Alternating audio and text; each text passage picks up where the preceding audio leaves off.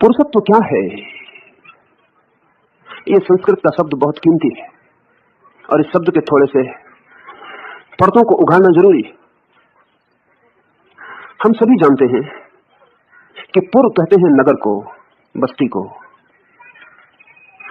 जिन्होंने पुरुष शब्द का उपयोग किया है उन्होंने कहा है कि ये आदमी तो एक नगर है, ये पुर है और इसके भीतर एक मालिक बस रहा है, वो पुरुष है। इस नगरी के भीतर जो छिपा है वो। तो पुरुष से अर्थ स्त्री के विपरीत जो है वैसा नहीं है। पुरुष का अर्थ मेल नहीं है। पुरुष तो स्त्री के भीतर भी है। स्त्री और पुरुष जैसा हम प्रयोग करते हैं ये तो नगर की खबर देते हैं। स्त्री की बस्ती अलग है, उसका शरीर अलग है, और जिसे हम पुरुष कहते हैं उसकी भी बस्ती अलग है और शरीर अलग है। लेकिन भीतर जो बस रहा है पुरुष, उस नगर के बीच में जो बस रहा है मालिक, वो एक है।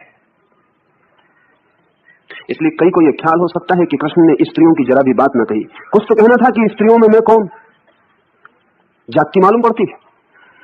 सबकी बात कर रहे हैं और स्त्री कोई छोटी घटना नहीं है कि उसकी बात छोड़ी जा सके।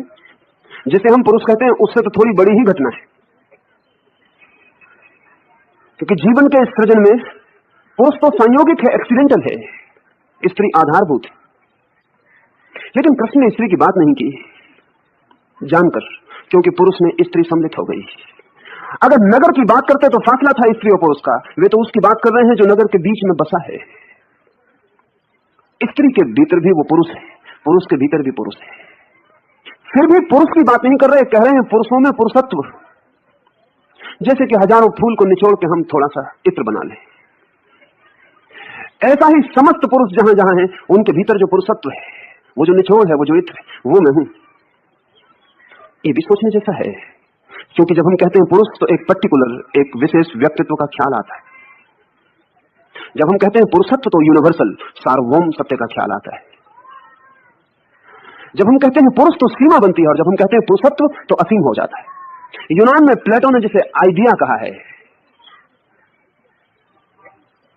प्रत्यय कहा है, पुरुषत्व एक प्रत्यय है, एक आइडिया है। जब हम कहते हैं प्रेमी तो एक सीमा बन जाती है, लेकिन जब हम कहते हैं प्रेम तो सब सीमाएं टूट जाती हैं, तब असीम हो जाता है सब। जब हम कहते हैं पुरुष तो एक रेखा खिंच जाती है चारों ओर। जब हम कहते हैं पुरुषत्व तो विराट आकाश की तरह सब विस्तीर्ण हो जाता है। पुरुषत्व की कोई सीमा नहीं। पुरुष आएंगे और जाएंगे, पुरुष बनेंगे और मिटेंगे, पुरुषत्व तो शाश्वत है। शक्लें